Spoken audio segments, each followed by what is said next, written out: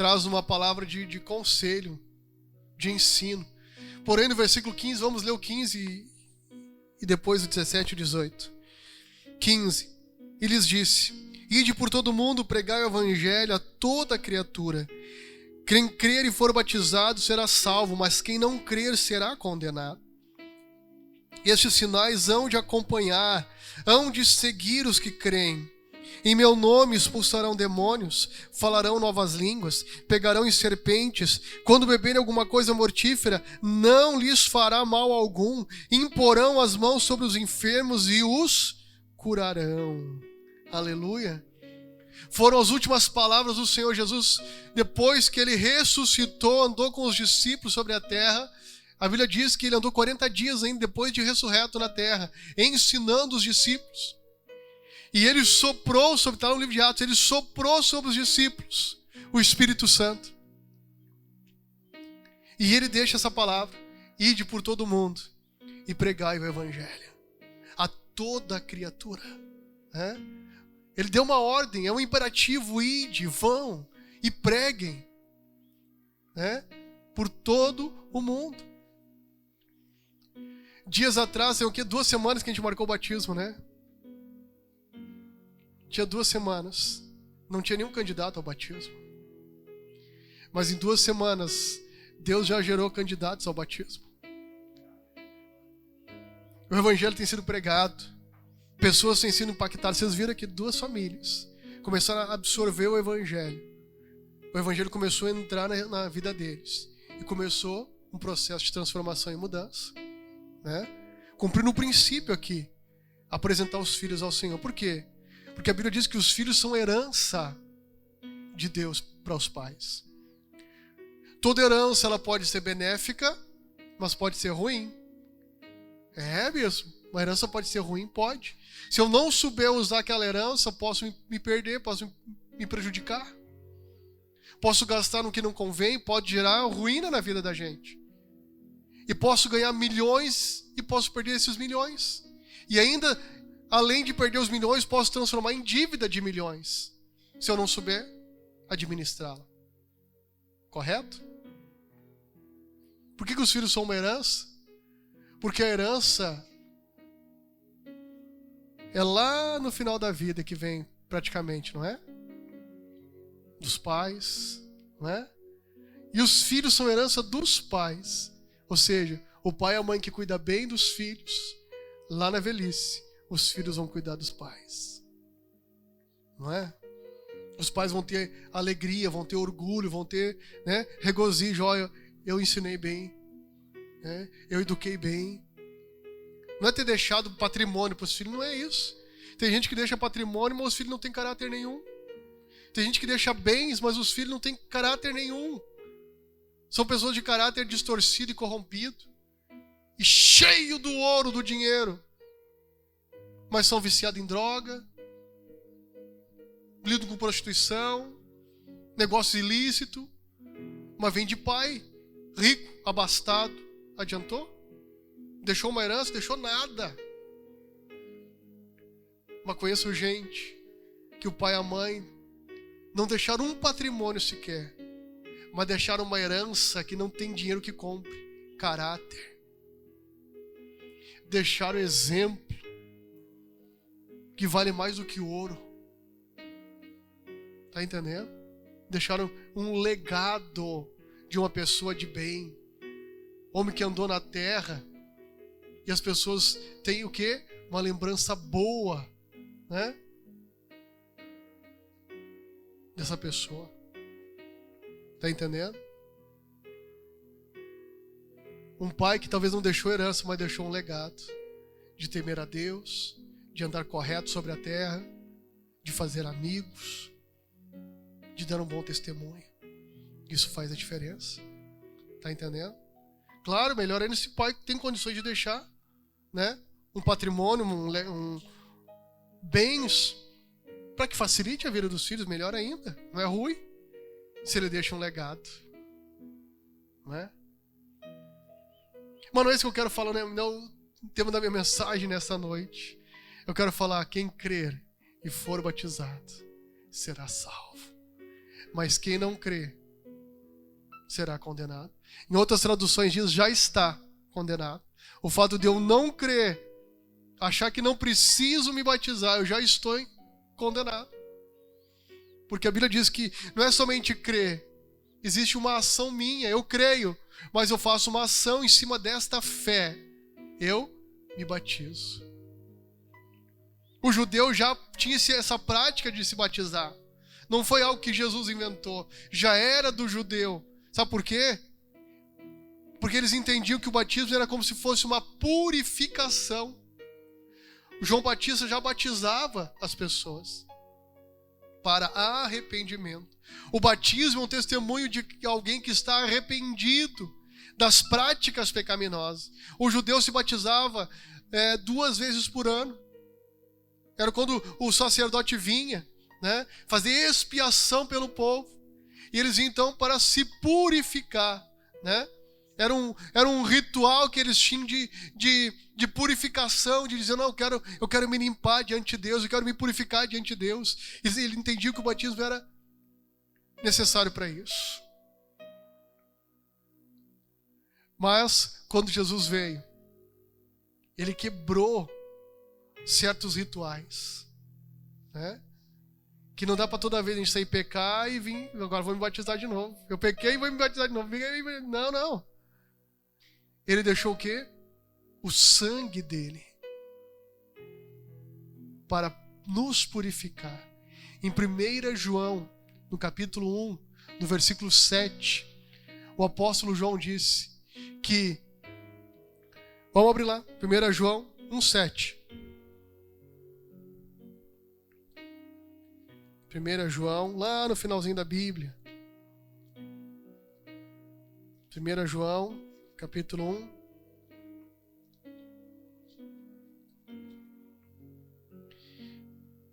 Se, porém, andarmos na luz, como Ele na luz está, temos comunhão uns com os outros.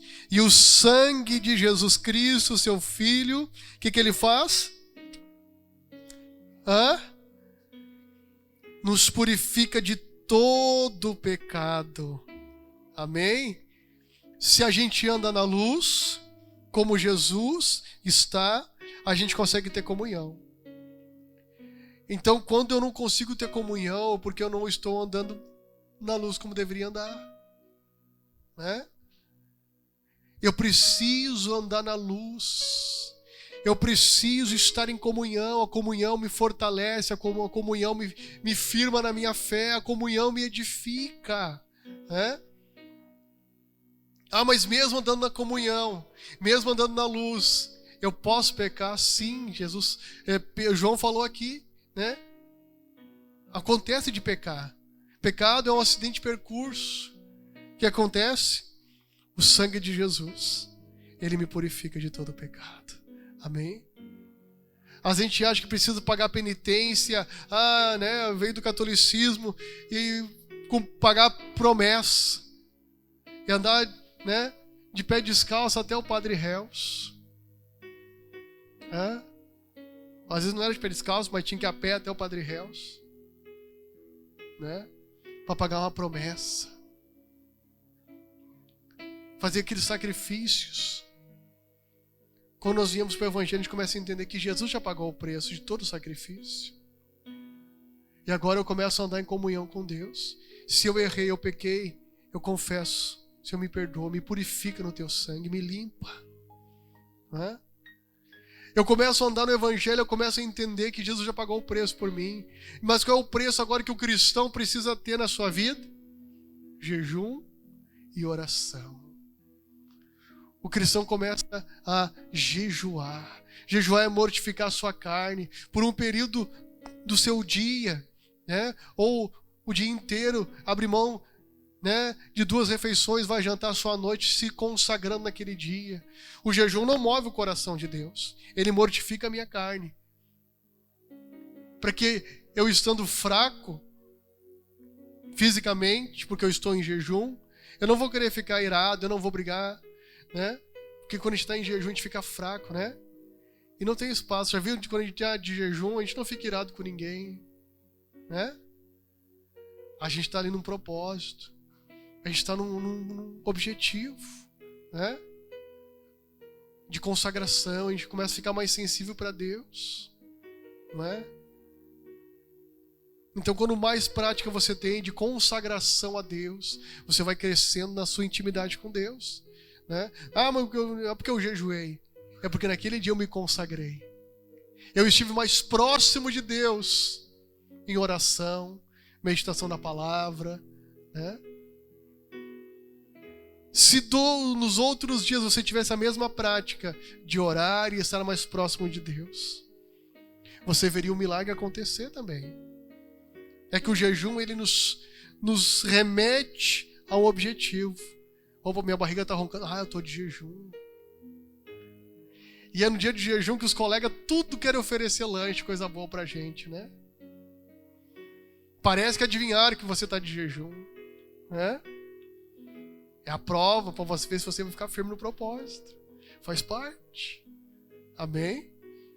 Então, é um passo a passo, é como um nenê, como um bebê. Ele vai crescendo, vai desenvolvendo a sua fé, sua caminhada com Deus, seu relacionamento com Deus, vai desenvolvendo ali. Eu passo a crer em Jesus. Eu creio. Então, o próximo passo é o batismo. É um testemunho público. Agora, né, eu estou dizendo para toda a igreja, eu quero Jesus. Eu quero andar com Deus. Mas você é uma pessoa perfeita? Não. Não. Você vai continuar desenvolvendo a sua fé com Deus, sua caminhada com Deus. Mas é um passo muito importante que vai destravar muita coisa na sua vida. Porque você está cumprindo um princípio da palavra de Deus, onde o próprio Senhor Jesus disse, quem crer e for batizado será salvo. Amém? É um princípio que o próprio Cristo falou. O próprio Cristo alertou. Amém? Mas o ladrão da cruz lá, ele não teve chance de se batizar. Mas se ele tivesse chance de descer daquela cruz e seguir a vida dele com Deus, ele teria que ter cumprido esse princípio. Muita gente, na última hora, no último dia eu vou me consertar com Deus. Pode ser tarde. A gente não sabe quando será o último dia. A gente não sabe quando será a próxima oportunidade. A gente não sabe quando será a próxima chance que teremos. A gente não sabe. Por isso que a palavra de Deus diz que hoje é o dia aceitável do Senhor. Hoje é o dia da salvação. Né? Hoje é o dia de ajuste de contas com Deus. Hoje é o dia. Então, é um princípio da palavra. É um princípio. A Bíblia nos conta a história lá em Atos, capítulo 8. Atos dos Apóstolos, capítulo 8.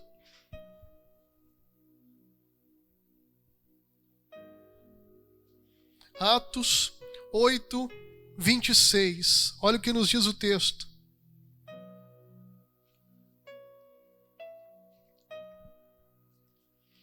Atos 8, 26. O anjo do Senhor disse a Filipe, levanta-te e vai para o sul, pelo caminho que desce de Jerusalém para Gaza, que está deserto. Ele se levantou e partiu. Do caminho viu um etíope, eunuco, importante funcionário de Candace, rainha dos etíopes. Ele era superintendente de todos os seus tesouros e tinha ido a Jerusalém para adorar a Deus. Enquanto voltava para sua casa, assentado no seu carro, lia o profeta Isaías. E disse o Espírito a Filipe, aproxima-te e suba neste carro. Correndo Filipe, ouviu que ele lia o profeta Isaías e perguntou, entendes tu o que lês? Ele respondeu, como poderei entender se alguém não me ensinar? E pediu a Filipe que subisse no carro e com ele se assentasse. O lugar da escritura que ele lia era este: foi levado como ovelha para o matadouro, e, como está mudo o cordeiro diante do tosqueador, assim não abriu a boca. Na sua humilhação negaram-lhe justiça. Quem contará a sua geração? Pois a sua vida é tirada da terra. Respondendo o eunuco a Filipe, disse: peço-te que me digas a quem o profeta se refere, de si mesmo ou de outro. Então Filipe, abrindo a sua boca e começando nesta escritura, anunciou-lhe a Jesus. Indo eles caminhando, chegaram a um lugar onde havia água, e o eunuco perguntou: vê aqui água, o que impede que eu seja batizado? Respondeu Filipe: tu podes, se crês de todo o coração. Disse ele: creio que Jesus Cristo é o Filho de Deus. Mandou parar o carro e desceram ambos à água, tanto Filipe como o eunuco, e o batizou. Quando saíram da água, o Espírito do Senhor arrebatou Filipe e não viu mais o eunuco, mas, cheio de alegria, continuou o seu caminho. Aleluia! Glória a Deus!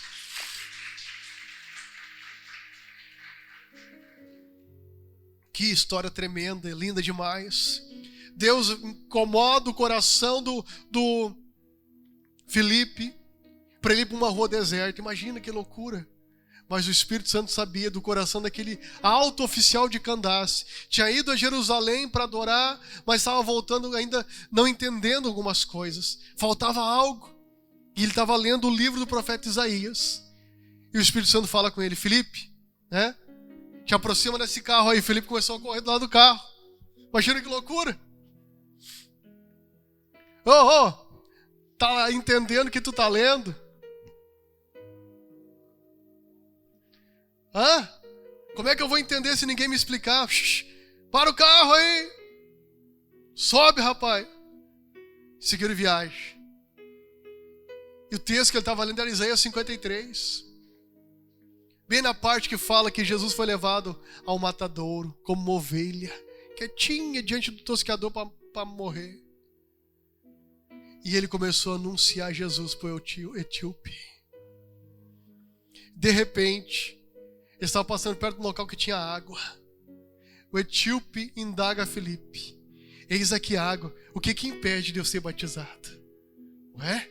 Se você crê de todo o teu coração, eu creio que Jesus Cristo é o Senhor. Mandou parar o carro, desceram os dois, e Filipe batizou o etíope. E quando ele sai da água, o Espírito Santo de Deus arrebata Filipe para um outro local, para continuar a obra da pregação.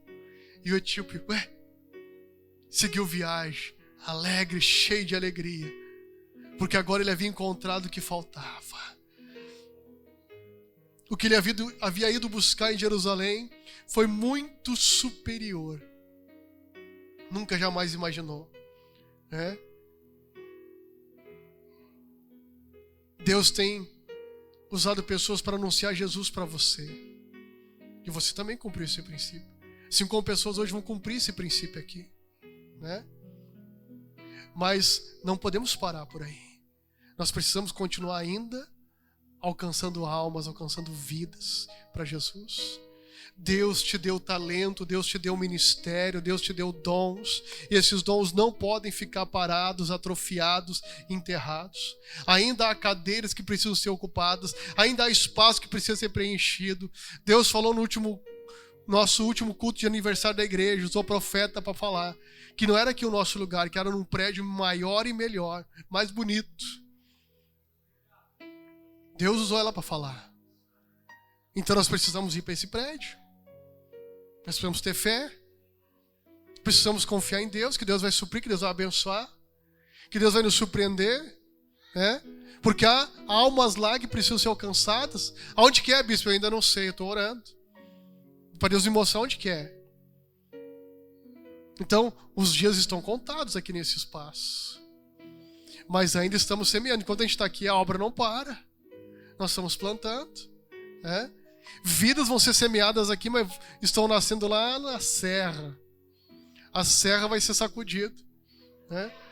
Nós inaugurando a congregação de Alto Feliz e o Clóvis. Bispo, né, que é aquela família que precisa ser alcançada. Como é que é? Alto Planalto, não? Nova Prata. Eu disse, não, é Veranópolis que tem uma família lá, que está sem igreja. Eu disse, então vamos para lá, bispo. Disse, calma, cara, a gente só inaugurou aqui, né? Há tempo que eu pedia para Deus levantar pessoas assim, cheias de gás, querendo mais e mais, né? Porque eu já sou meio louco, né? E eu fiquei meio parado, deixei minha loucura de lado e Deus está trazendo louco comigo, para a gente ficar mais louco de novo, né? E Deus vai começar, né, a levantar loucos aí, para entrar num lugar que ninguém tem coragem para entrar. Para entrar em bairro que ninguém tem coragem de ir. Para entrar em casa que ninguém tem coragem de entrar. Hã? Eu já estava olhando o mural do GC, tá faltando GC ali, que já tem GC que existe. A secretária assim que me ajudar a botar os GC novos ali, né? De Canudos, não tá ali. Da Zuleika não tá ali, né? E vai vir mais GCs aí, mais casas vão se abrir, né? Novas casas, e dessas casas vão virar igreja. Vai virar congregação naqueles bairros. Deus vai começar, né, a despertar, né, locais pra gente entrar, pra gente ir. Amém? Tem lugares aí fora da nação esperando a gente. Tem lugares fora da nação esperando a gente pra ir. Né? Mas nós precisamos ter fé. É tempo de deixar para trás o nhaca-nhaca, ou não sei o quê, e avançar pro alvo. Tá entendendo? Deixa para trás toda a nhaca da tua vida. Deixa para trás tudo que passou. Deixa para trás toda a dor, todo o sofrimento. Deixa para trás, Paulo disse, esquecendo-me das coisas que para trás ficam, eu prossigo para o alvo. Amém? Vamos avançar. Onde foi que você parou? Onde é que foi que você parou? Retoma com Deus. Retoma com Deus. O reino de Deus precisa que você reative o seu dom, o seu talento. Onde é que foi que você deixou a sua espada parada? Retoma ela, pega a sua espada, pega o seu escudo, a sua lança e vamos avançar como guerreiros. Onde é que foi? Foi naquela situação A, B ou C? Deixa lá. Pega as tuas ferramentas e vamos em frente. Há inúmeras vidas precisando do dom e do talento que Deus te deu. Na área que você foi ferido, é nessa área que Deus vai te usar. Foi no casamento, Deus vai te usar para alcançar casais. Foi nas finanças, Deus vai te curar financeiramente e você vai ser usado para ajudar pessoas financeiramente. Foi na área emocional, pessoas que te desmotivaram. Deus vai te levantar e você vai ser um motivador de pessoas. Foi na área da saúde, você foi uma pessoa que muito sofreu com doenças. Deus vai te curar e vai te dar unção de cura para orar pelos enfermos, os enfermos ser curados. Você foi escravo da droga, da cachaça, da bebida. Deus vai te libertar e vai te usar para ajudar essas pessoas escravas de vícios. Na área que você sofreu, é nessa área que Deus vai te dar autoridade para você ser instrumento de Deus para resgatar pessoas. Qual é a área que você sofreu? Qual é a área que você foi ferido? Qual é a área que você foi esmagado pelo diabo? É nessa área que Deus vai te levantar. Ah, só nessa área, bispo? Não, mas principalmente nessa área e muitas outras que você permitir que Deus te use. Tá me entendendo? Quando você entender que o salário que você ganha não é só para você, é para você canalizar para o reino, Deus vai te dar tanto salário, Deus vai te dar tanto abundância, que não vai te faltar mais, por causa do coração desprendido que você tem nas mãos de Deus. O mesquinho, Deus não consegue prosperar, porque ele é mesquinho. Ai, vai faltar, ai, o que vai ser, ai, como será? Deus não consegue prosperar a pessoa assim. Mas quando a gente é aberto para Deus, Deus dá tanta abundância. E Deus te coloca em posição de abundância. Deus movimenta pessoas abundantes para chegar na tua vida. Tá entendendo? Em vez daqueles que vinham só para te sugar, Deus vai começar a acrescentar pessoas de abundância na tua vida. Porque Deus está vendo o teu coração. Tá me entendendo? É um tempo novo que Deus está gerando. É um tempo novo. É um tempo novo. Mas é preciso você o quê? Deixar para trás. E avançar. Avançar. Onde é que tem isso na Bíblia, bispo? Filipenses 3, versículo 12. Está lá na Bíblia. Marca lá. Lê em casa depois. Esquecendo-me das coisas que para trás ficam, prossigo para o alvo. Amém? Glória a Deus. Você tem um alvo? Tem um alvo? Ou já desistiu porque está tão difícil? Já desanimou porque as pessoas te desanimaram? Já desistiu dos seus alvos porque as pessoas disseram que não dá mais? Ou você acreditou na mentira do diabo dizendo que não dá mais? Já é tarde. O ano que vem, quem sabe? O ano não terminou, gente. Hoje é 4 de setembro, isso? Ainda há 4 meses pela frente para até terminar esse ano. Quanto tempo tu acha que Deus precisa para fazer uma reviravolta na tua vida? Pergunta para quem está perto de você. Quanto tempo Deus precisa para fazer um milagre na tua vida? Pergunta aí. Quanto tempo tu acha que Deus precisa para o milagre acontecer? É instantâneo. Deus pode fazer na hora. É instantâneo o milagre de Deus. Deus não precisa de 4 meses. Deus não precisa de 4 semanas. Deus não precisa de 4 dias. Nem de 4 horas, nem de 4 minutos. Milésimos de segundo Deus pode fazer um milagre na tua vida. Você está aqui, mas o milagre já está lá na tua casa te esperando. Você está aqui buscando, mas daqui a pouquinho no teu WhatsApp vai chegar uma boa notícia para você. Amanhã de manhã, quando você acordar, vai chegar aquela boa notícia para você. Está entendendo? Por causa da sua ação de deixar para trás o que tem que deixar para trás.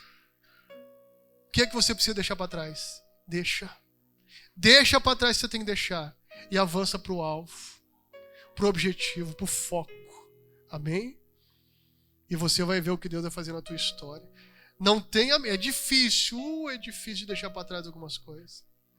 Não é fácil. Não é fácil deixar algumas coisas para trás, não é. Mas é o caminho da vitória. É o caminho para a gente vencer. Ter alvo não é fácil.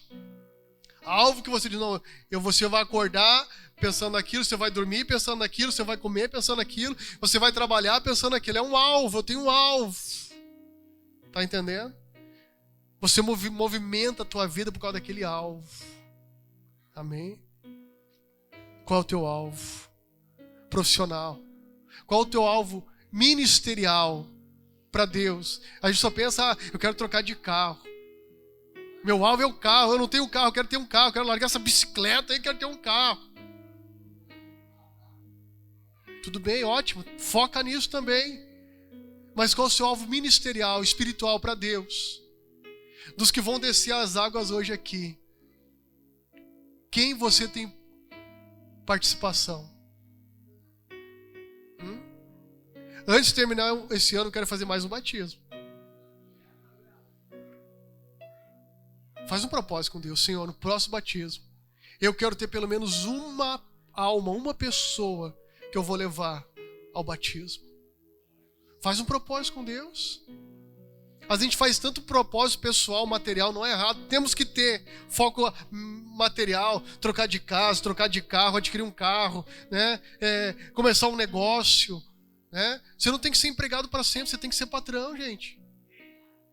Ter liberdade de horário, ter liberdade de trabalhar de onde você quiser. Tá entendendo? Às vezes não consegue nem ofertar porque não consegue se administrar. Vivendo uma vida financeiramente terrível, que nem para ofertar tem. Porque não é dizimista. Não tem compromisso com Deus. Faz um propósito com Deus. Coloca Deus de teu sócio lá no teu negócio e vai ver. É negócio de bolo, de torta. É o teu MEI. Sei lá, você é pintor, você é eletricista, sei lá o que você é. Tá lá na empresa. Adquira, né? Ser o gerente da empresa. Deus, eu quero ser o gerente dessa empresa aqui. Eu vou ser promovido. Todo emprego que eu trabalhei, eu comecei lá embaixo. Mas Deus me colocava em posição de destaque. que eu fazia culto nas empresas, pessoas se convertiam. E quem se converteu está na igreja até hoje. Tá entendendo? Deus, Ele quer te colocar em lugares de destaque. Mas você tem que querer. A Bíblia diz que Deus nos coloca por cabeça e não por cauda. Queira se destacar lá no teu setor com excelência para Deus, como José. De escravo se tornou governador. Tá me entendendo? Fala para Deus, tenha alvo, qual é o seu alvo antes de terminar esse ano? Quitar minhas dívidas e minhas contas. Fala para Deus, eu quero, Senhor. Me dá essa vitória. Senhor, eu quero prosperar. Eu quero avançar. Eu quero ganhar meus vizinhos, quero ganhar meus parentes. Eu quero ter mais conhecimento da Tua palavra. Eu quero ter uma vida de oração disciplinada. Faz um propósito com Deus. Você não jejua nem um dia por semana. Faz um propósito, pelo menos um dia por semana você vai jejuar. Um alvo? Quais são teus alvos? Faz um propósito com Deus. E você vai ver que o passado vai ficar lá no lugar dele, no passado. E não vai vir mais te atormentar. Volte e meia, pessoas são atormentadas pelo passado, dizendo: você não consegue, você não pode, você não é capaz. Quem você pensa que é? Deixa o passado lá aonde ele merece estar. Amém?